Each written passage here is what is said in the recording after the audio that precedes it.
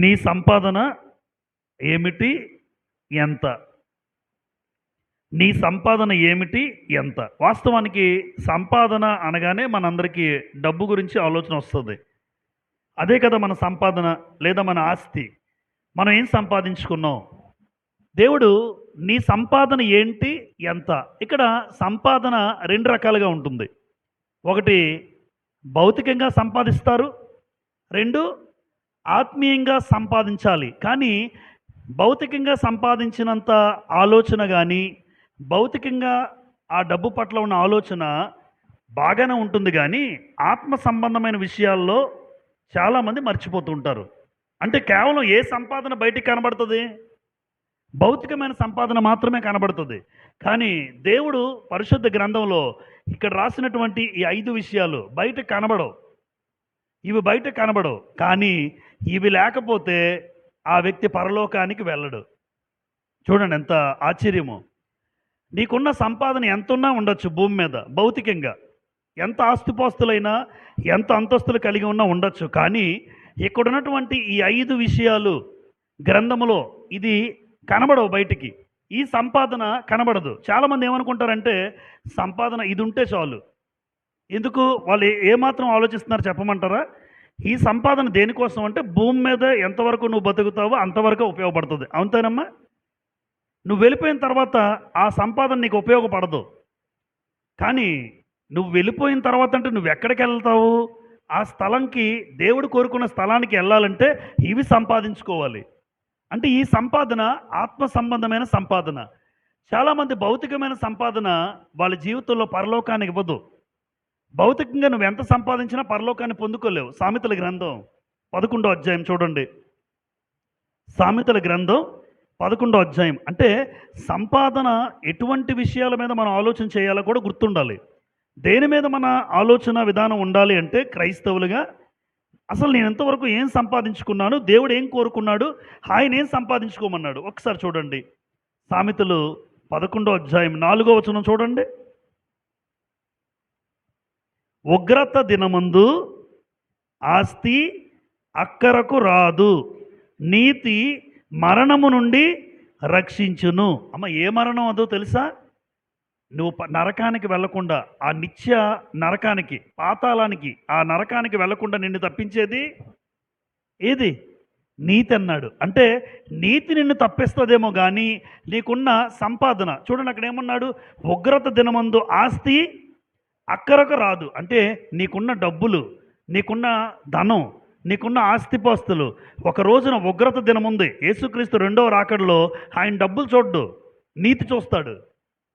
నువ్వెంత నీతిగా బ్రతికోవో చూస్తాడు, నువ్వెంత విశ్వాసంగా బ్రతికోవో చూస్తాడు. ఎందుకు ఇలా అంటున్నానంటే సంపాదన కేవలం భౌతికంగా చూసేవాళ్ళు ఉండొచ్చు. కానీ దేవుడు కోరుకున్న సంపాదన ఎలా ఉంటుంది? ఈ సంపాదన నీకుంటే నువ్వు పరలోకానికి వెళ్తావు, ఖచ్చితంగా వెళ్ళగలవు. కానీ కేవలము భూమి మీద మాత్రమే ఈ సంపాదన చూసుకుంటే ఆ వ్యక్తి పరలోకానికి వెళ్ళే అవకాశం లేదు. కానీ భూమి మీద బ్రతకడానికి బ్రతకండి, అనేకులకు మేలు చేయండి, తప్పు లేదు. నువ్వు బ్రతకాలి, మనం కష్టపడాలి, దానికి తగిన ధనం రావాలి. అయితే కేవలము భౌతికమైన సంపాదనే దేవుడు చెప్పలేదు. దేవుడు గ్రంథంలో చెప్పింది ఏ సంపాదన? ఆత్మ సంబంధమైన సంపాదన. ఎందుకు అంటే ఆత్మ సంబంధమైన సంపాదన మాత్రమే నిన్ను పరలోకానికి చేరుస్తుంది. అందుకే చూడండి, కోటి విద్యలు కూటి కొరకు అంటే పొట్ట కొరకు, కోటి విద్యలు కూటి కొరకే. అంటే భూమి మీద బ్రతకడానికి మాత్రమే ఈ కోటి విద్యలు.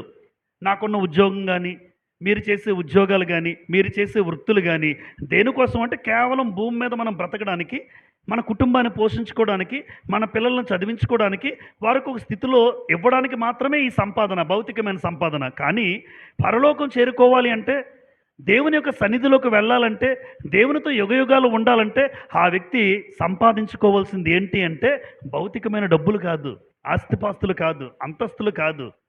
ఖచ్చితంగా ఆత్మ సంబంధమైన సంపాదన సంపాదించుకోవాలి. అందుకోసం ఆత్మ సంబంధమైన సంపాదన ఎలా ఉంటుందో తెలియాలి.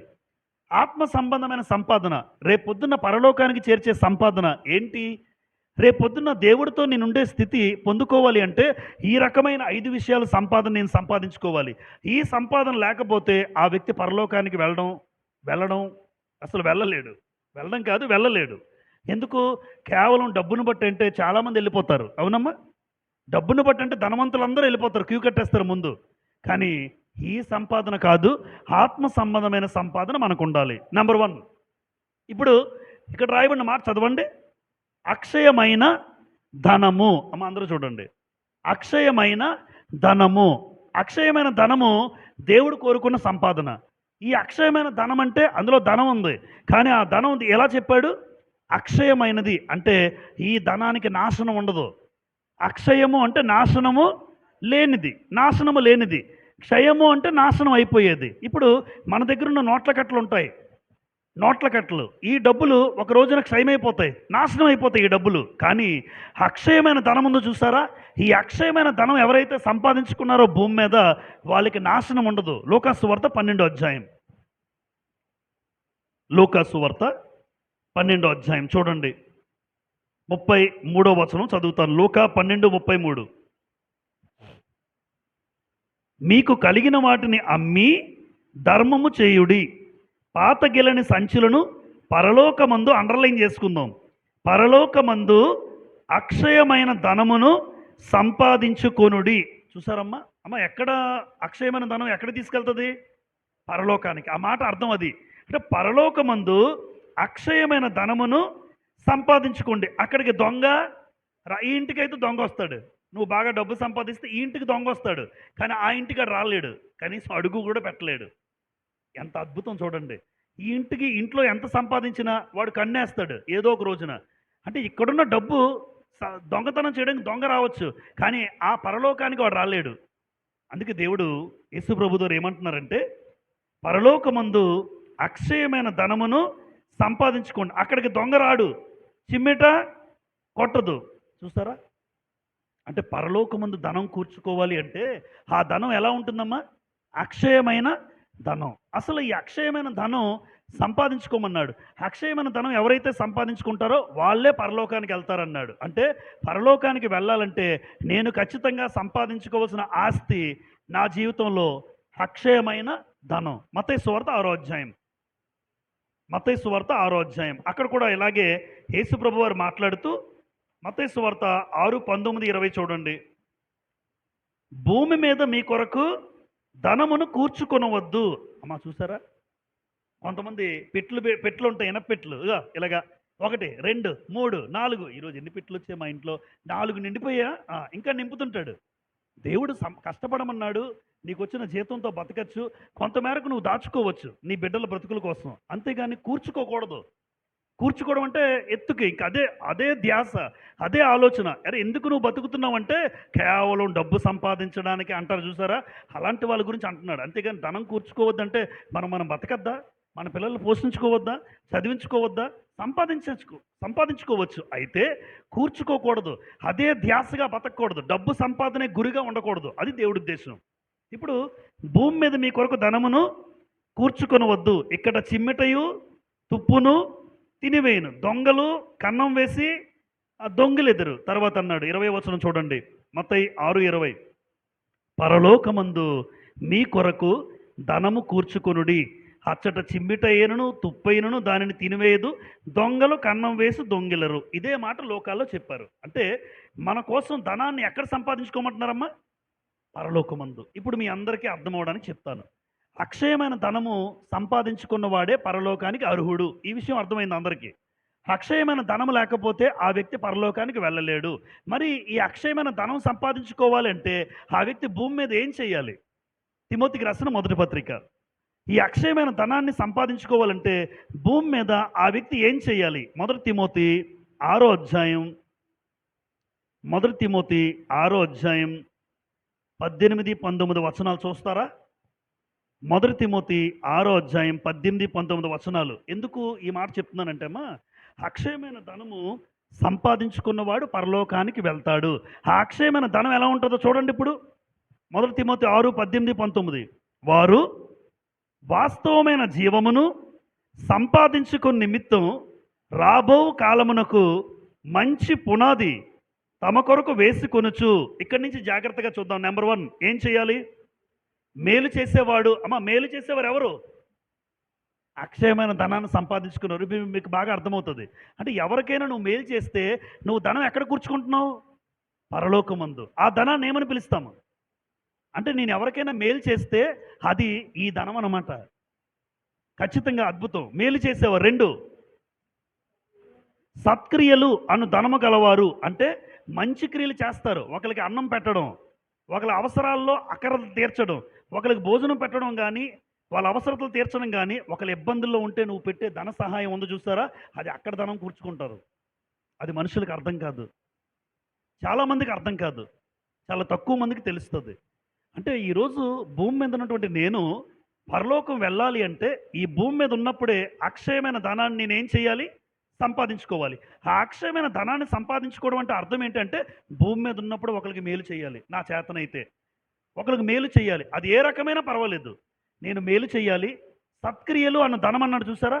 సత్క్రియలు అన్న ధనము గలవారు, ఔదార్యము గలవారును తమ ధనములో ఇతరులకు పాలిచ్చువారునై ఉండవలెను. దయామని సిస్టర్ ఉన్నారు మనందరికి, మీకు తెలుసు, కానీ ఎవరికి చెప్పలేదు. ఇప్పుడు మీరు తక్కువ మంది ఉన్నారు కానీ చెప్తున్నాను. ప్రతి నెల నాకు 3,000 రూపాయలు ఇస్తారు. అది ఎవరికి తెలుసో తెలియదు నాకు, అది పొరపాటున ఇప్పుడు చెప్తున్నాను కానీ మీకు తెలియాలి, తక్కువ మంది ఉన్నారు కనుక. ప్రతి నెల 3,000 రూపాయలు ఫోన్పే నాకు వచ్చేస్తాయి సేవకులకు ఇవ్వడానికి. ఎవరెవరికి ఇస్తున్నానో ఆవిడికి తెలీదు. కానీ నేను ఇచ్చే రూపాయి విలువ వాళ్ళకి చెందుతుంది, వాళ్ళకే చెందాలి. అది త్రూ నా ద్వారా వెళ్తుంది, అంతే తేడా. ప్రతి నెల 3,000 రూపాయలు సుమారుగా సంవత్సరం దాటిపోయి ఉంటుంది నాకు తెలిసి. సంవత్సరన్నర 2 సంవత్సరాలు ఫోన్పే లిస్టే చూసుకోలేదు. ఇది గత కొన్ని సంవత్సరాలుగా కొనసాగుతుంది ఆవిడకి వచ్చిన ఆలోచన బట్టి.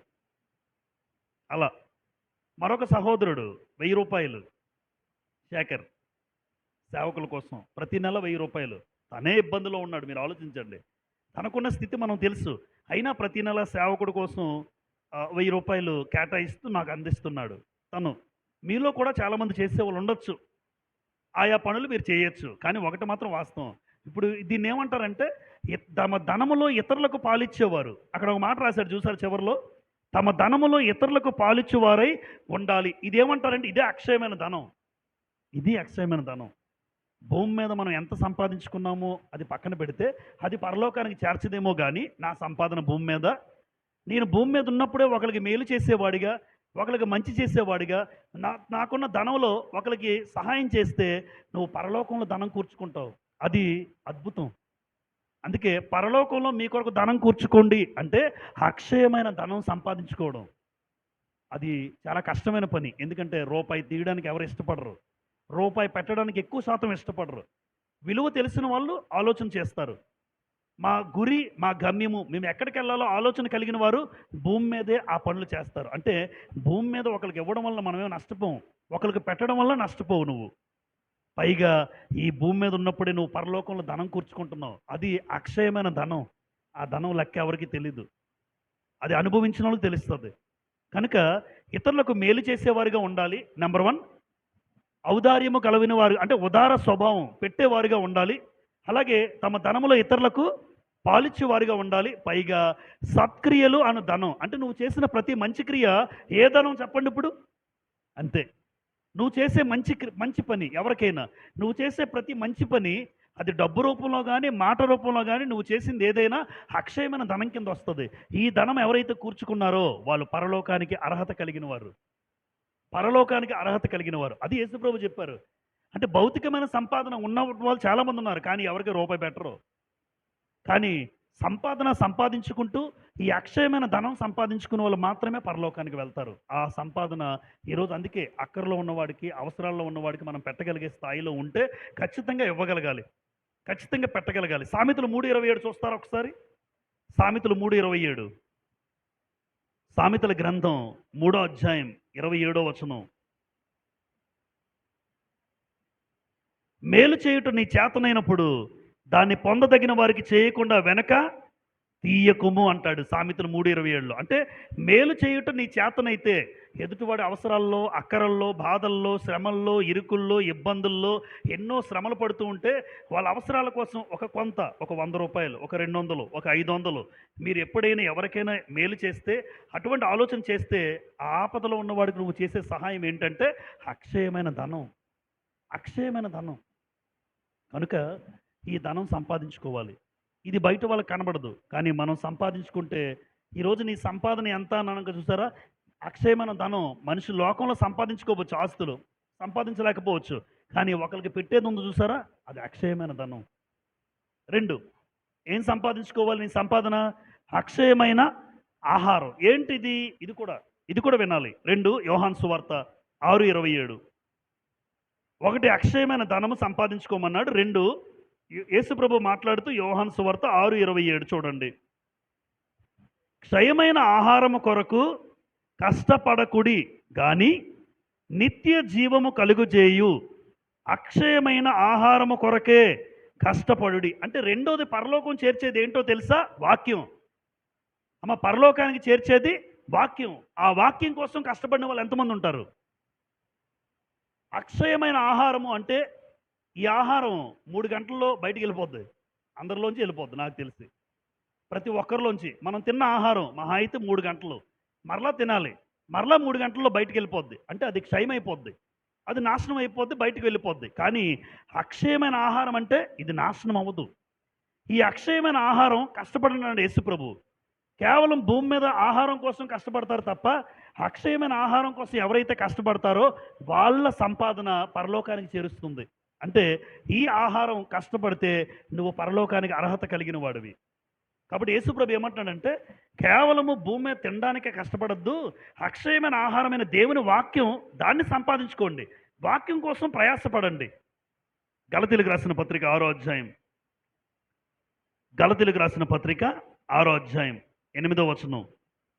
ఎలాగనగా తన శరీరాక్షలు బట్టి విత్తువాడు తన శరీరము నుండి క్షయమును పంట కోయును, ఆత్మను బట్టి విత్తువాడు ఆత్మ నుండి నిత్య జీవమును పంట కోయును. ఇక్కడ 2 పంటలు ఉన్నాయి. ఒకటేమో క్షయమైపోయిన పంట, రెండోదేమో క్షయము కాని పంట. ఒక పంటను ఏమన్నాడంటే శరీరాన్ని బట్టి విత్తుతాడటమ్మా, అంటే శరీర కోరికలు తీర్చుకోవడానికి. కేవలం శరీరం కోసం బతుకుతాడు. ఇలా శరీర కోరికలు తీర్చుకొని శరీరం కోసం బతికేవాడు క్షయమైన పంట కోస్తాడు. కానీ ఆత్మను బట్టి విత్తువాడు, అంటే మనలో ఉన్నటువంటి ఆత్మను బట్టి నువ్వు ఆత్మ సంబంధమైన ఆహారం కోసం కష్టపడాలి. ఆత్మను బట్టి విత్తడం అంటే ప్రార్థన జీవితం కలిగి ఉండాలి, ప్రార్థన జీవితం కలుగుతూ వాక్యం చదువుతూ ఉండాలి, సహవాసంలో ఉండాలి. ఎందుకు అంటే ఆత్మ ఖచ్చితంగా నిన్ను పరలోకానికి చేరుస్తుంది. కాబట్టి శరీరం నిన్ను పరలోకానికి చేర్చదు. యోహాను సువార్త 6:63లో యేసుప్రభు అంటారు, శరీరము కేవలము నిష్ప్రయోజనము అంటాడు ఆయన, ఆత్మయే నిన్ను జీవింపజేయుచున్నది. అంటే ఒక వ్యక్తిని జీవింపజేసేది ఆత్మ, శరీరం కాదు. ఒక వ్యక్తి బ్రతకాలి అంటే ఈ భూమి మీద ఆ వ్యక్తిని జీవింపజేసేది ఆత్మ. ఈ ఆత్మ పరలోకానికి వెళ్ళాలంటే ఆ వ్యక్తి ఏం సంపాదించుకోవాలి? అక్షయమైన ఆహారం. ఖచ్చితంగా అమ్మ, వాక్యం కనుక ప్రయాస పడకపోతే, వాక్యం చదవకపోతే, వాక్యం వినకపోతే, వాక్యాన్ని బట్టి జీవితం మారకపోతే ఆ వ్యక్తి పరలోకానికి వెళ్ళడు. అంటే భూమి మీద అక్షయమైన ధనం ఎంత ప్రాముఖ్యమో వాక్యం కోసం కూడా అంతే ప్రాముఖ్యం. యాకోబు రాసిన పత్రిక, యాకోబు 1:21 చూడండి. యాకోబు 1వ అధ్యాయం 21వ వచనంలో అద్భుతమైనటువంటి మాట రాసి ఉంటుంది. యాకోబు 1:21, అందుచేత సమస్త కల్మషమును విర్రవీగుచున్న దుష్టత్వమును మాని లోపల నాటబడి, తర్వాత చూడండి అందరూ, మీ ఆత్మలను రక్షించుటకు శక్తిగల వాక్యమును సాత్వికముతో అంగీకరించుడి. అంటే ఆత్మలను రక్షించేది ఏది అమ్మ? ఏది? వాక్యం. నీ ఆత్మను రక్షించేది వాక్యం. మరి ఆ వాక్యం కోసం ఆ వాక్యం నాశనం అవ్వదు. ఆకాశము భూమి గతించిన దేవుని మాటలు ఏమాత్రము గతించవు. అంటే అక్షయమైన ఆహారం కోసం కష్టపడాలి. ఈ అక్షయమైన ఆహారము నీ ఆత్మను పరలోకానికి చేరుస్తుంది. వాక్యం లేకపోతే మనం పరలోకానికి వెళ్ళం. యోహాను సువార్త 5వ అధ్యాయం, యోహాను సువార్త 5వ అధ్యాయం 27వ వచనం చూడండి. యోహాను సువార్త 5:39, యోహాను సువార్త 5వ అధ్యాయం 39వ వచనం. లేఖనముల యందు నిత్య జీవము కలదని తలంచుచు వాటిని పరిశోధించుచున్నారు. అంటే లేఖనాల్లో ఏముందమ్మా? అంటే లేఖనాలు అంటే దేవుని వాక్యం. ఇప్పుడు లేఖనాల్లో ఏముందని చెప్తున్నాడు యేసుప్రభు వారు? నిత్య జీవం. అంటే అక్షయమైన ఆహారము, లేఖనాలన్నా అక్షయమైన ఆహారం అన్నా దేవుని వాక్యం అన్నా, ఈ అక్షయమైన ఆహారం కోసం ఎవరైతే కష్టపడతారో వాళ్ళు పరలోకానికి అర్హత కలిగిన వారు. వాక్యం అనగానే పడి చచ్చిపోవాలి. వాక్యం అంటే పిచ్చెక్కిపోవాలి మనకి. వాక్యం అంటే అంత ఇష్టం ఉండాలి. ఎప్పుడు వాక్యం దొరుకుతుందా? పరిగెడుతూ పరిగెడుతూ ఉండాలి. వాక్యం వినాలనే ఆశ, వాక్యం కోసం ప్రయాస. చూడండి 42వ కీర్తనలో, దుప్పి నీటి వాగుల కొరకు ఆశపడినట్లు దేవా నా ప్రాణము నీ కోసం తృష్ణ కొనుచున్నది అంటాడు కోరా కుమారులు. అంటే దుప్పి ఎక్కడ నీటి వాగులు ఉన్నాయో చూసుకుంటుంది. ఒక లేడి, ఒక జింక ఎక్కడ నీళ్లు ఉన్నాయో ఆ నీళ్లున్న స్థలాన్ని చూసుకుని పారిపోతూ ఉంటుంది. నీళ్లు దొరికిన స్థలాలకు పరిగెడుతూ ఉంటుంది. క్రైస్తవుడు వాక్యం దొరికే స్థలాలకు పరిగెత్తాలి. ఆ వాక్యమని నీటి కోసం వెంపర్లాడాలి. ఆ వాక్యం కోసం ప్రయాసపడాలి. వినడానికి ప్రయాసపడాలి, చదవడానికి ప్రయాసపడాలి. అలా ఎవరైతే ఈ అక్షయమైన ఆహారం కోసం కష్టపడతారో ఆ అక్షయమైన ఆహారం, ఆ సంపాదన నేను సంపాదించుకోవాలి. అంటే వాక్యాన్ని సంపాదించుకోవాలి. వినడానికి, చదవడానికి ఆ సమయాన్ని కుదుర్చుకొని ఈ అక్షయమైన ఆహారం కోసం నేను ప్రతిదినము కష్టపడాలి. ఎందుకంటే ఒకరోజు నీ సంపాదన ఏంటని అడుగుతాడు. నువ్వేం సంపాదించుకున్నావు? అక్షయమైన ధనం ఉందా నీకు? నెంబర్ 1 చూస్తాడు. అక్షయమైన ఆహారం కోసం వీళ్ళు కష్టపడతారా? ఎప్పుడైనా వాక్యం కోసం ప్రయాసపడ్డారా? లేదా? వాక్యం అంటే ఆసక్తా లేదా అన్నది చూస్తాడు దేవుడు. దాన్ని బట్టే పరలోకం. యేసుప్రభు దగ్గరికి శిష్యులు వచ్చారు. శిష్యులు వచ్చి అందులో పెద్దవాడైనటువంటి ముందు పేతురు మాట్లాడుతుంటాడు. పేతురు మాట్లాడుతూ అక్కడే చూడండి 6వ అధ్యాయం 68వ వచనం, అక్కడే ఉన్నాం. యోహాను సువార్త 6:68. యోహాను సువార్త 6:68. సీమోను పేతురు, ప్రభువా ఎవని యొద్దకు వెళ్ళుదుము? తర్వాత ఏమన్నారు చూడండి పేతురు, నీవే నిత్య జీవపు మాటలు గలవాడవు. 67లో అంటాడు, మీరు కూడా వెళ్ళిపోతారా అని అడుగుతారు. అంటే చాలామంది యేసుప్రభుని విడిచిపెట్టేశారు. వాస్తవానికి యేసుప్రభుకు మొట్టమొదటిగా ఉన్న శిష్యుల సంఖ్య 70. మొట్టమొదటిగా యేసుప్రభుకి శిష్యులు ఎంతమంది? 70 మంది కాస్త 12 మంది అయిపోయారు. అంటే ఒక్కొక్కరు ఈయంతో ఉంటే మనకు ఉపయోగం లేదు, ఈయంతో ఉంటే మనం సంపాదించుకోలేం, ఈయంతో ఉంటే మనం ఏది సంపాదించుకోలేం. కాబట్టి క్రమక్రమంగా శిష్యులు తగ్గిపోతుంటే ఈ 12 మంది మిగిలిపోయి ఆ 12 మందిని చూశాడు యేసుప్రభు. అలా వెళ్ళిపోయారు కదా, మీరు వెళ్ళిపోతారని అడుగుతున్నాడు. అలా ఆ 12 మందిలో ఒకడైన పేతురు కలుగు చేసుకుని ముందుకు వచ్చి, అయ్యా 68లో అదే అంటున్నాడు, ఎక్కడికి వెళ్తాం మేము? నీవే నిత్య జీవపు మాటలు గలవాడు. అంటే ఆయన మాటల్లో ఏముందని పేతురుకి అర్థమైంది? నిత్య జీవం. మీరు దేవుని మాటల్లో ఏముంది? నిత్య జీవం. అందుకే వాక్యం ప్రతి ఒక్కరూ కష్టపడాలమ్మా. వినుటకు కష్టపడండి, చదవడానికి కష్టపడండి. ఇది ఎవరైతే ఎంత ఎక్కువగా సంపాదించుకుంటారో ఖచ్చితంగా ఆ వ్యక్తి పరలోకానికి వెళ్ళడానికి అర్హత కలిగిన వాడిగా ఉంటాడు. నెంబర్ 3, ఏంటి నీ సంపాదన ఏంటి అంటే జ్ఞానం ఎంత, బుద్ధి. ఈ 2 మాటలు చదువుదాం ఒకసారి. జ్ఞానము, బుద్ధి. సామెతల గ్రంథం 4:7లో ఉంటుంది. సామెతల గ్రంథం 4వ అధ్యాయం 7వ వచనం చూడండి. ఏం సంపాదించుకోమన్నాడు జ్ఞాని అయిన సొలొమోను గారు? సామెతలు 4:7, జ్ఞానము సంపాదించుకొనుటయే జ్ఞానమునకు ముఖ్యాంశము, నీ సంపాదన అంతయు ఇచ్చి బుద్ధి సంపాదించుకొనుము. ఇక్కడ అర్థం కానివి 2 ఉన్నాయి. అమ్మ సంపాదన ఇమ్మన్నాడు, ఏం సంపాదించుకోమంటున్నాడు అంటే నా దగ్గర డబ్బులు ఉంటాయి, ఈ డబ్బులు ఇచ్చి వాక్యం నేర్చుకోమంటున్నాడు. ఒక రకంగా మన అర్థం అవడానికి, నీ దగ్గర బాగా సంపాదించావు, దేవుడు ఈ సంపాదన మంచిదే, నీ అవసరాలు తీరితే భూమి మీద, కానీ పరలోకానికి నువ్వు వెళ్ళాలంటే నువ్వేం సంపాదించుకోవాలి తెలుసా? బుద్ధి సంపాదించుకోవాలి. ఆ బుద్ధి సంపాదించుకోవడానికి ఇప్పుడున్న నీ జోబులో ఉన్న డబ్బులు తీ అని అన్నట్టుగా ఉంది. ఆ బుద్ధి సంపాదించుకోవడానికి ఇక్కడున్న డబ్బులు తీసి నువ్వు ఇవ్వాలి. అంటే నీ సంపాదన అంతయు ఇచ్చి, ఏమన్నాడు చూడండి, నీ సంపాదన అంతయు ఇచ్చి బుద్ధి సంపాదించుకో. అంటే జ్ఞానము సంపాదించుకోవాలి, బుద్ధి సంపాదించుకోవాలి. ఈ జ్ఞానము బుద్ధి పరలోకానికి ఈ సంపాదన దేవుడు చూస్తాడు. అందుకే మన దగ్గర ఉన్న 500, 1000, 2000, 3000 ఈ సంపాదన ఇచ్చి బుద్ధి సంపాదించుకోమన్నాడంటే మీరు ఆలోచించండి, ఏ సంపాదన దేవుడు అడుగుతాడు ఒక రోజున దేవుడు ఏం అడుగుతాడంటే ఖచ్చితంగా నువ్వు దేవుని జ్ఞానం ఎంత సంపాదించుకున్నావు. హోషేయ గ్రంథం 6వ అధ్యాయం, హోషేయ 6వ అధ్యాయం 3వ వచనం చూడండి. హోషేయ గ్రంథం 6వ అధ్యాయం 3వ వచనం. హోషేయ 6:3, యెహోవాను గూర్చిన జ్ఞానము సంపాదించుకొందము రండి. యెహోవాను గూర్చిన జ్ఞానము సంపాదించుకొనుటకు ఆయనను అనుసరించుదము రండి. ఎలా పిలుస్తున్నాడమ్మో హోషేయ ప్రవక్త? దేవుని గూర్చిన జ్ఞానము సంపాదించుకోవడానికి రండి. అది సంపాదించుకోవాలి. భూమి మీద సంపాదన సరిపోదు. ఈ సంపాదన నువ్వు భూమి మీద బ్రతకడానికి మాత్రమే. కానీ ఈ సంపాదన ఏదైతే యెహోవాను గురించిన జ్ఞానం అన్నారో, ఈ దేవుని గురించిన జ్ఞానం ఇది కావాలి మనకి. ఈ జ్ఞానం సంపాదించుకోవాలి. జ్ఞానము అంటే ఇంగ్లీష్‌లో విజ్డమ్ అన్నాడు. విజ్డమ్. బుద్ధి అంటే అండర్‌స్టాండింగ్ అన్నాడు. 2 వేరు వేరు. జ్ఞానము వేరు, బుద్ధి వేరు. ఈ జ్ఞానము సామెతల గ్రంథం 9వ అధ్యాయం 10వ వచనంలో ఉంటుంది. సామెతలు 9, 10లో యెహోవా యందు భయభక్తులు కలుగుటయే జ్ఞానమునకు మూలము అంటాడు. అంటే జ్ఞానము అంటే దేవుని పట్ల మనకేముండాలి? భయము, భక్తి. ఎవరికైతే భయము, భక్తి ఉందో నిజంగా చెప్తున్నాను వాళ్ళు దేవుని జ్ఞానం కలిగిన వారే. దేవుడు ఏదైతే సంపాదించుకోమన్నాడో అది మీలో ఉన్నట్టే. ఈరోజు నాకు దేవుడంటే భయం లేదనుకోండి. ఒకవేళ మందిరానికి వచ్చినా నాకు దేవుడంటే పెద్ద లెక్క లేదు. దేవుడంటే భయం లేదు. దేవుడంటే భక్తి లేదు. ఈ భయము, భక్తి ఎప్పుడైతే నీకు లేవో దేవుడు కోరుకున్నటువంటి దేవుడు ఏదైతే సంపాదించుకోమన్నాడో ఆ ఆస్తి నీ దగ్గర లేదని అర్థం. దేవుడు ఏం సంపాదించుకోమన్నాడు? బాబు జ్ఞానం సంపాదించుకోండి అన్నాడు.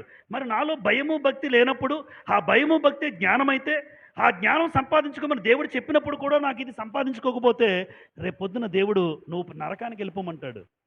నీకు దేవుడంటే భయం ఉందా? నీకు దేవుడంటే భక్తి ఉందా? ఈ భయము, భక్తి అందుకే అన్నాడు. యోబు గ్రంథం 28, 28లో కూడా అదే ఉంటుంది. యోబు గ్రంథం 28, 28లో కూడా దుష్టత్వము విడిచుటయే వివేకం అంటాడు. యెహోవా యందు భయభక్తులు కలుగుటయే జ్ఞానము అంటాడు అక్కడ కూడా. యోబు 28, 28లోను సామెతల గ్రంథం 9, 10లో కూడా మనం చూసే మాట ఒకటే. జ్ఞానము సంపాదించుకుందాం. యెహోవాను గురించిన జ్ఞానం. ఈ జ్ఞానం ఏదో కాదు. దేవుడంటే ఏముండాలి? భయము, భక్తి. యోబు గారి గురించిన సాక్ష్యం ఏంటమ్మా? యోబు యథార్థవర్తనుడు, న్యాయవంతుడై ఉండి దేవుని యందు ఏమని మాట్లాడుతాం? దేవుని యందు భయభక్తులు కలిగి చెడుతనము అంటే యోబు భూమి మీద ఉన్నప్పుడు ఏమి సంపాదించుకున్నాడు? దేవుని జ్ఞానం ఉంది యోబుకి. ఉంది. చాలామంది భక్తులకు ఉంది. అంటే జ్ఞానము అనగానే దేవుడంటే భయం ఉందా, భక్తి ఉందా? ఈ రెండు నీకుంటే వెరీ గుడ్. నువ్వు దేవుడు కోరుకున్న సంపాదన నీ దగ్గర ఉంది. నీ సంపాదన అంతా ఇచ్చి ఏం సంపాదించుకోమన్నాడు? బుద్ధి సంపాదించుకోమన్నాడు. ఈ బుద్ధి ఎలా వస్తుంది అంటే దానియేలు గ్రంథం 9వ అధ్యాయం 13వ వచనంలో ఉంటుంది. మీరు తర్వాత చూడండి. దానియేలు గ్రంథం 9, 13లో ఒక వ్యక్తి బుద్ధి రావడానికి ఏం చేయాలంటే వాక్యమును అనుసరిస్తే బుద్ధి వస్తుందని ఉంటుంది అక్కడ. అంటే ఎవరైతే దేవుని వాక్యాన్ని అనుసరిస్తారో వాళ్ళకి ఏమొస్తుందమ్మా? బుద్ధి. సత్యమును అనుసరించడం వల్ల నీకు బుద్ధి కలుగుతుందని రాసి ఉంటుంది. సత్యం అంటే అర్థం ఏంటి? ఆయన వాక్యమే సత్యం. ఇప్పుడు దేవుని వాక్యాన్ని అనుసరిస్తే నాకు బుద్ధి వస్తుంది. మత్తయి సువార్తలో యేసుప్రభు కూడా అంటారు. ఇద్దరు ఉంటారు కదా వ్యక్తులు. ఒకడు ఈయన మాటలు విని వాటి చొప్పున చేసే ప్రతివాడు బండ మీద తన ఇల్లు కట్టుకున్న బుద్ధిమంతుని పోలి ఉండును. ఒకడు ఈ మాటలు వింటాడు కానీ అలా కట్టుకోడు. ఇసుకలో కట్టుకున్నాడట, వాడు బుద్ధిహీనుడు అన్నాడు. అంటే బండ మీద కట్టుకున్నవాడు ఎవరు? దేవుని మాటలు విని బుద్ధిమంతుడు. అది బుద్ధి. ఇప్పుడు జ్ఞానము అంటే ఆయన యందు భయభక్తులని అర్థమైంది. బుద్ధి అంటే ఏమీ లేదు. ఏ వాక్యం అయితే మీరు వింటున్నారో ఆ వాక్యాన్ని బట్టి మీ కుటుంబము మీరు అడుగులు వేస్తే మీరేం సంపాదించుకున్నట్టు? బుద్ధి సంపాదించుకున్నట్టు. అంతేనమ్మా. దేవుని అంటే భయము, భక్తి ఇది జ్ఞానమే. అలాగే వాక్యానుసారంగా నేను నడవగలిగితే అదే బుద్ధి. అదే బుద్ధి. ఇప్పుడు జ్ఞానము, బుద్ధి ఈ రెండు ఏం చేయాలి? మనం సంపాదించుకోవాలి. ఇది చూస్తాడు దేవుడు. అంటే భయము, భక్తితో పాటు వాక్యానుసారంగా ఆ వ్యక్తి నడుస్తుంటే ఈ రెండు నువ్వు పొందుకున్నట్టే. ఈ రెండు నువ్వు సంపాదించుకున్నట్టే. నెంబర్ 4 ఫిలిప్పీలకు రాసిన పత్రిక. ఫిలిప్పీ 3వ అధ్యాయం. ఇంకేం సంపాదించుకోవాలో చూద్దాం ఒకసారి. 4వ విషయం. ఫిలిప్పీలకు రాసిన పత్రిక 3వ అధ్యాయం పౌలు గారు మాట్లాడుతూ ఆయన ఏం సంపాదించుకున్నాడో మనం కూడా ఏం సంపాదించుకోవాలో ఒక ఆలోచన మనకు తెలియజేశాడు ఆయన. ఫిలిప్పీ 3:9 చూస్తారా? ప్రారంభ మాట ఫిలిప్పీ 3:9. క్రీస్తును సంపాదించుకొని, ఆ మాట చూడండి ఎంత బాగుందో. క్రీస్తును సంపాదించుకొని అంటున్నాడు. అంటే ఒక క్రైస్తవుడు తన జీవితంలో మరణములోపు, చచ్చిపోయే లోపు ఏం సంపాదించుకోవాలి? ఎవరిని సంపాదించుకోవాలి? క్రీస్తుని సంపాదించుకోవాలి. అంటే పౌలు గారు సంపాదించుకున్నాడు క్రీస్తు ప్రభువుని. ఆయన తన జీవితంలో సంపాదించుకుని మంచి పోరాటం పోరాడి ఈ లోకాన్ని విడిచిపెట్టాడు. అంటే తన జీవితంలో అందుకే నేను క్రీస్తుని పోలి నడుచుకున్న ప్రకారం మీరు నన్ను పోలి అనగలిగాడు. అలా చెప్పగలిగాడంటే ఆయన ఎవరిని సంపాదించుకున్నాడు? క్రీస్తుని సంపాదించుకున్నాడమ్మా. అంటే భూమి మీద ఉన్నప్పుడే ఒక వ్యక్తి క్రైస్తవుల జీవితంలో నా సంపాదనలో ఎవరు ఉండాలంటే నేను కూడా భూమి మీద క్రీస్తు ప్రభువును సంపాదించుకోవాలి. అసలు క్రీస్తు ప్రభువును సంపాదించుకోవడం అంటే ఎలా? అపోస్తలుల గురించి మీకు ఒక మాట చెప్తాను. అపోస్తలుల్లో 4 జాలర్లు ఉన్నారు. పేతురు, ఆంద్రియ, యాకోబు, యోహాను. ఈ 4 జాలర్లు చేపలు పట్టేవారు. ఒక రోజున మత్తయి సువార్త 4వ అధ్యాయంలో ఉంటుంది చరిత్ర. యేసు ప్రభు గలిలే సముద్ర తీరం నడుస్తున్నాడు, సముద్రం ఒడ్డున. యేసు ప్రభు సముద్రం ఒడ్డున నడుస్తూ నడుస్తూ వీళ్ళని చూశాడట. ఆ పేతురు దగ్గరికి వెళ్ళి, పేతురు గారు చేపలు పట్టుకుంటున్నారు. నన్ను మీరు వెంబడిస్తారా అని అడుగుతాడు యేసు ప్రభు. అలా అడిగిన వెంటనే వలలు విడిచిపెట్టి పేతురు, ఆంద్రేయ ఇద్దరు కూడా వెంబడించారట. ఇంకొంత దూరం వెళ్తాడు. అక్కడ జెబెదయి కుమారులు ఇద్దరు ఉంటారు, యాకోబు, యోహాను. వాళ్ళేమో వలలు బాగు చేసుకుంటుంటారు. ఇంకా సముద్రంలోకి వెళ్తారు వాళ్ళు. వలలు బాగు చేసుకుంటుంటే అక్కడికి వెళ్ళి ఆగి, మీరు నన్ను వెంబడిస్తారా అని అడుగుతాడు యేసుప్రభు. వలలు వదిలేసి తల్లిదండ్రులు విడిచిపెట్టి వాళ్ళ వృత్తిని విడిచిపెట్టి యేసుప్రభుని వెంబడించారు. ఇప్పుడు వాళ్ళు ఎవరు సంపాదించుకున్నారో మీరు చెప్పండి. అంతే. అంటే వాళ్ళకున్న వృత్తి సమస్తము ఆయన అడగగానే విడిచిపెట్టి వచ్చేసారు. క్రీస్తును సంపాదించుకున్నారు. ఈరోజు అపోస్తలులు ఒక మంచి స్థానంలో దేవుడు వాళ్ళని కూర్చోబెట్టాడు. వాళ్ళేమి నష్టపోలే. ఆ రోజు వృత్తిని విడిచిపెట్టినంత మాత్రాన, వాళ్ళ పనిని విడిచిపెట్టినంత మాత్రాన వాళ్ళు ఏమీ నష్టపోలే. క్రీస్తుని సంపాదించుకున్నారు వాళ్ళ జీవితంలో. చూడండి, క్రీస్తు ప్రభుని సంపాదించుకున్నారు. మరొక మాట, ఇంకా ఎలా సంపాదించుకోవాలో, క్రీస్తుని సంపాదించుకోవడం అంటే అర్థం ఏంటి అంటే, జక్కయ్య మేడి చెట్టు ఎక్కాడు, మనందరికీ బాగా తెలుసు. మేడి చెట్టు ఎక్కిన జక్కయ్య యేసుప్రభుని చూద్దాం అనుకున్నాడు. యేసుప్రభు ఎరుకో మార్గం నడుస్తూ ఉన్నాడు. యేసుప్రభుని చూద్దామని ఎక్కేసరికి దూరం నుంచి యేసుప్రభు గమనించి, జక్కయ్య కిందకి దిగి అంటాడు. నా పేరు ఎలా తెలుసు ఈయనకి? వాస్తవానికి ఈ జక్కయ్య పేరు యేసుప్రభుకి తెలియదు అనుకున్నాడు. ఎందుకంటే కొత్తోడు కదా, ఆ రోజే పరిచయం. యేసుప్రభు ఎలా ఉంటాడని చూద్దాం అనుకుని చెట్టు ఎక్కాడు. పొట్టివాడు. యేసుప్రభు కనబడ్డని జనాలందరూ మూగిపోయారు. మనోడు చెట్టు ఎక్కాడు. ఈయన కింద అక్కడికి వెళ్ళి, జక్కయ్య కిందకి దిగంటే గుండె జారిపోయి ఉంటుందమ్మా. నా పేరు నీకెలా తెలుసు? ఎప్పుడు మన మధ్య పరిచయం లేదు. ఆయన అందరి నామాన్ని చెప్పగలడు. జక్కయ్య దిగిపోయాడు, ఇంటికి వెళ్ళాడు. యేసుప్రభు కూడా వెళ్ళారు. ఇద్దరూ కలిసి ఏం మాట్లాడుకున్నారు లోపల. బయటకు వచ్చి, నా ఆస్తిలో సగం బీదలకు ఇస్తున్నాను అన్నాడు జక్కయ్య. నేను ఎవరి దగ్గర అన్యాయంగా తీసుకున్నానో వాళ్ళందరికీ ఒక వంతుకి 4 వంతులు ఇచ్చేస్తాను అన్నాడు. అంటే జక్కయ్య క్రీస్తు ప్రభువుని సంపాదించుకున్నాడు. డబ్బు అవసరమే భూమి మీద, కానీ అవసరమైనంత మేరకు మనకు ఉంటే చాలు. నేను తింటూ నా కుటుంబాన్ని పోషించుకుంటూ ఒకరికి చాచితే ఒక 100 రూపాయలు పెట్టగలిగే స్థితిలో ఉంటే చాలు. వాస్తవానికి ఇప్పుడు జక్కయ్య దగ్గర విస్తారంగా ఆస్తి ఉంది, డబ్బు అయితే ఉంది, కానీ ఆ సంపాదన ఎందుకు అనుకున్నాడు. ఈ సంపాదన నన్ను ఎక్కడికి తీసుకెళ్తుంది అనుకున్నాడు. ఈ సంపాదన నేను నరకానికి తీసుకెళ్తుంది. జక్కయ్య యేసు ప్రభువుని సంపాదించుకో. అందుకే జక్కయ్య ప్రభువుని సంపాదించుకున్నాడు, క్రీస్తుని సంపాదించుకున్నాడు. అపోస్తలులు క్రీస్తుని సంపాదించుకున్నారు. ఈరోజు భూమి మీద బ్రతుకుతున్న మనమైనా వాళ్ళని బట్టి ఏమనుకోవాలంటే, నేను ప్రభువుని సంపాదించుకోవాలి. మీ అందరికీ బాగా గుర్తుంటే మత్తయి సువార్త 19వ అధ్యాయంలో ఒక మంచి యవనస్తుడు ఉంటాడు, ఒక అధికారి. యేసు ప్రభు దగ్గరికి వచ్చి ఒక మంచి ప్రశ్న వేస్తాడమ్మా. మత్తయి సువార్తలో ఉంటుంది ఆ ప్రశ్న, 19వ అధ్యాయంలో. నిత్య జీవం పొందడానికి నేనేం చేయాలి అని అడుగుతాడు. ప్రశ్న మంచిదే కదమ్మా. నిత్య జీవం వెళ్ళాలంటే నేనేం చేయాలి ప్రభు అంటే, ప్రభు చెప్తాడు, దొంగతనం చేయకూడదు, తల్లిదండ్రులను గౌరవించాలి, సన్మానించాలి, నువ్వు నీతిగా బ్రతకాలి, అబద్ధాలు ఆడకూడదు, ఇవన్నీ చేస్తున్నాను ప్రభు అన్నాడు. అయితే నీకు ఒకటి కొదువుగా ఉందన్నాడు. ఏంటయ్యా, ఏంటి కొదువ చెప్పండి, అది కూడా చేసేస్తాను అన్నాడు. ఏమీ లేదు, నీ ఆస్తి అమ్మేసి నాతో వచ్చాయంటే తిట్టుకుంటాడు.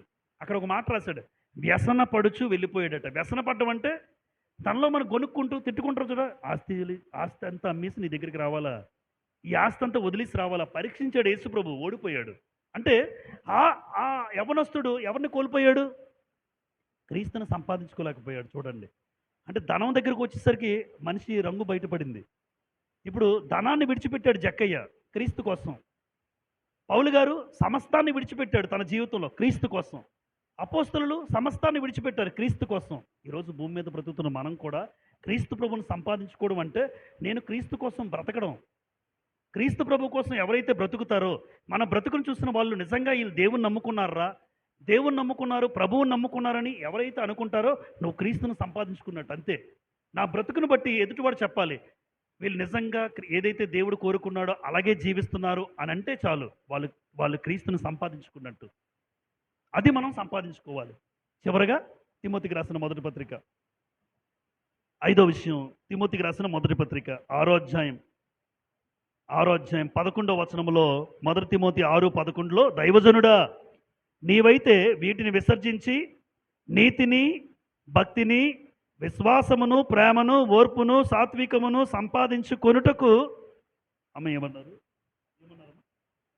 ప్రయాసపడము అన్నాడు. అంటే ప్రయాస అంటే అర్థం ఏంటమ్మా? ప్రయాసపడడం, కష్టపడాలి. ఇప్పుడు డబ్బు కోసం రాత్రి పగళ్ళు పని చేయట్లేదు మనం వాస్తవానికి. డే అండ్ నైట్ షిఫ్టులు చేసేవాళ్ళు ఉంటారు. ఆ రూపాయి కోసం ఆ కుటుంబం పోషించబడడానికి చాలా కష్టపడతారు.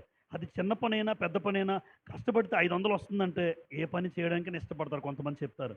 ఒక 500 ఒక 1000 రూపాయలు వస్తుందంటే నేను చేస్తానండి అంటారు. అంటే ప్రయాస భూమి మీద బ్రతకడానికి. ఇప్పుడు దేవుడు ఏం సంపాదించుకోమనడానికి ప్రయాసపడమన్నాడు? నీ సంపాదన ఏంటి అంటే నీ సంపాదనలో ఏముండాలి? నీతి, భక్తి, విశ్వాసము, ప్రేమ, ఓర్పు, సాత్వికం. ఈ 6 కూడా సంపాదించుకోవడానికి ఏమవ్వాలట నువ్వు? ప్రయాస. ప్రయాస. నీతిగా బ్రతకాలి నేను. నీతిగా బ్రతకాలి. దేవుని వాక్యాన్ని బట్టి బ్రతకాలి. ఇలా ఎవరైతే ప్రయాస పడతారో ఎక్కడ నేను ఏ తప్పు చేయకుండా దేవుని వాక్యాన్ని బట్టి నడవడమే నీతి. దేవుడు చెప్పినట్లు చేయడమే నీతి. అమ్మ నీతిగా బ్రతికాడు నోవాహు, లోతు నీతిగా బ్రతికారు. ఉదయం కూడా చెప్పుకున్నాం మనం. అంటే నీతిని అనుసరించేవాళ్ళు. ఒక నోవాహ, ఒక లోత అద్భుతంగా బ్రతికారు నీతిని బట్టి. భక్తి జీవితం జీవించే వాళ్ళు చాలామంది ఉన్నారు భక్తిపరులు. విశ్వాసము కడవరకు కాపాడుకోవాలి. అమ్మ ఎప్పుడు కూడా ఈ రోజున్న విశ్వాసం రేపు మారిపోతున్నారు చాలామంది. కానీ విశ్వాసము కడవరకు కాపాడుకోవాలి. పౌలు గారు అంటారు, నేను మంచి పోరాటం పోరాడేని నా పరుగు కడముట్టించింది, నా విశ్వాసమును కాపాడుకున్నాను అంటాడు. అంటే విశ్వాసం కాపాడుకోవాలి. ఏ రోజైనా మారిపోతావు నువ్వు. డబ్బు చూస్తే దేవుని మర్చిపోతారు అంటే విశ్వాసం లేదనమాట. తర్వాత ప్రేమ కలిగి ఉండాలి జీవితాంతం, ఓర్పుతో సహించుకోవాలి, సాత్వికము కలిగి బ్రతకాలి. సాత్వికము అంటే నియమమునకు లోబడుట, ఒక ఖచ్చితమైన నియమానికి లోబడ్డం సాత్వికత్వం. మోషేని ఏమంటారు? భూమి మీద ఉన్న వారందరిలో మిక్కిలి సాత్వికుడు ఎవరు? మోషే. అంటే మోషే సాత్వికాన్ని సంపాదించుకున్నాడు. అలా ప్రతి ఒక్క భక్తుల్లో కూడా మనకు కనబడతాయి. ఈరోజు నాలో నీతి ఎంత ఉంది, నేను ఎంతగా నీతిగా బ్రతుకుతున్నాను? నీతి, భక్తి, విశ్వాసం, ప్రేమ, ఓర్పు, సాత్వికం. ఒక్కసారి ప్రయాసపడమన్నాడు. వాటి కోసం ప్రయాసపడాలి. కాబట్టి ఈరోజు నీ సంపాదన ఎంత? ఈ సంపాదన నిన్ను నిత్యత్వానికి నడిపిస్తుంది. అమ్మ నిత్యత్వానికి అంటే ఆ నిత్య జీవానికి, ఆ పరలోకానికి నిన్ను నడిపించే సంపాదన ఏంటో తెలుసా? ఈ 5. భూమి మీద సంపాదన సంపాదించే వాళ్ళు చాలామంది ఉన్నారు భౌతికంగా. కానీ భౌతికమైన సంపాదన ఏమన్నాము? నీ ఉగ్రత దినమందు నీ ఆస్తి రాదు. ఆ డబ్బులు ఏవి పనిచేయవు. నోట్ల కట్టలు. కరోనా టైంలో డబ్బులున్నా సిలిండర్ ఇవ్వలేదట. ఇది ఆక్సిజన్ సిలిండర్ దొరకలేదట. డబ్బు ఉంది బాగానే, కానీ ఆ డబ్బు ఒక సిలిండర్ కూడా కొనుక్కోలేకపోయారట. దొరకలేదు. డబ్బు అయితే ఉంది. అంటే ఉదాహరణ, ఒక కరోనా వైరస్కి వ్యాపించినప్పుడే డబ్బులు ఉన్నా సరే ఆ డబ్బు దేనికి ఉపయోగపడలేకపోయింది. ఆ డబ్బు దేనికి పనికి రాలేదు. రేపు పొద్దున్న 2వ రాకడలో నీ భౌతికమైన సంపాదన ఏమాత్రం ఉపయోగం ఉండదు. అందుకే నేనేం సంపాదించుకోవాలి? ఒకసారి మరలా అక్షయమైన ధనం. అమ్మ భూమి మీద ఉన్నప్పుడే ఒకరికి పెట్టండి. మీకున్న దాంట్లో ఒకరికి సహాయం చేయండి, మేలు చేయండి. మీకున్న ధనంలో కొంతమందికి పాలిచ్చేవారుగా ఉండండి. అలా మనం చేయగలిగితే దేవుడు కోరుకున్న సంపాదన నా దగ్గర ఉంది. 2, వాక్యం కోసం ప్రయాసపడాలి. అక్షయమైన ఆహారం కోసం ఖచ్చితంగా కష్టపడాలి. వాక్యం వినడానికి నేను పరిగెత్తాలి. వాక్యం చదవడానికి ఆశ కలిగి ఉండాలి. ఎక్కడ దేవుని వాక్యం అనగానే నేను ఉండాలి అక్కడ. ఆ అక్షయమైన ఆహారం నీ ఆత్మను రక్షించేది వాక్యమే. జ్ఞానము సంపాదించుకో. దేవుడంటే భయము, భక్తి ఉందా? ఒకవేళ నువ్వు భయం ఉంటే, భయము కలిగినోడు ఎలా బతుకుతారు మీకు తెలుసు. దేవుడంటే భయం కలిగినోడు ఎక్కడున్నా భయం కలిగి ఉంటాడు. దేవుడు చూస్తాడు. ఆ భయము, భక్తి లేకపోతే నీకేమి లేనట్టు. మరి దేవుడు ఏమో సంపాదించుకోమన్నాడు? జ్ఞానం. ఆ భయము, భక్తి, జ్ఞానం, బుద్ధి. దేవుని వాక్యానుసారంగా నువ్వు నడిస్తే అదే నీకు బుద్ధి. వాక్యాన్ని బట్టి అడుగులు వేయడమే బుద్ధి. ఇది సంపాదించుకోవాలి. క్రీస్తుని సంపాదించుకున్నారు చాలామంది బైబిల్లో, గ్రంథంలో భక్తులు. కనుక నా జీవితంలో కూడా నేను చదువుతున్నప్పుడు లేదా నేను జీవిస్తున్నప్పుడు ఖచ్చితంగా ఎదుటివాడు నన్ను చూసి దేవుని నామానికి అవమానం కలగకుండా నేను బతకాలి. అలా బతికితే నేను ఎవరిని సంపాదించుకున్నట్టు? క్రీస్తుని సంపాదించుకున్నట్టు. ఆఖరికి నీతిని, భక్తిని, విశ్వాసము, ప్రేమ, ఓర్పు, సాత్వికం, ఈ లక్షణాలు కూడా ఆలోచన చేసి మనం ఎంతవరకు భక్తిగా ఉన్నాం, ఎంతవరకు నా విశ్వాసాన్ని కాపాడుకుంటున్నాను, ఎంత ఓర్చుకుంటున్నాను, అందరితో నేను ప్రేమగా ఉంటున్నానా, ఒక్కసారి ఇవి కూడా మనం సంపాదించుకోవడానికి ప్రయాసపడమన్నాడు ఇవైతే. కాబట్టి నీ సంపాదన ఒక్కసారి ఎంత? భౌతికమైన సంపాదన వద్దు. 1,00,000, 2,00,000, 3,00,000, ₹1,00,000, ఎంత ₹1,00,000 ఉన్నా దేవుడు చూసే సంపాదన అది కాదు. దేవుడు నాలో చూసేది 5. ఒకవేళ ఇవి నాలో లేకపోతే మనం సంపాదించుకుందాం. నాలో ఎన్ని ఉన్నాయో టిక్ పెట్టుకుంటాను నేను. మరి మీరు టిక్స్ పెట్టుకోండి. పర్వాలేదు. కొంతమంది అన్నీ ఉండవు. ఇదో సమస్య మనకి. ఇదుంటే ఇదుండదు. ఇదుంటే ఇదుండదు. కానీ ఈ 5 సంపాదించుకుంటేనే ఆ వ్యక్తి జీవితంలో పరలోకానికెళ్తాడు. ఒకటున్నానా? Very good. 2, 3 ఎక్కడున్నాం చూద్దాం. అలా 5 టిక్స్ వచ్చాయనుకోండి, వాళ్ళ జీవితం బాగుంది. వాళ్ళెప్పుడొచ్చినా పరలోకానికి ఆ వ్యక్తి ఎళ్ళిపోతారు. ఆ వ్యక్తులు ఎళ్ళిపోతారు. ఈ 5 మనలో ఉంటే.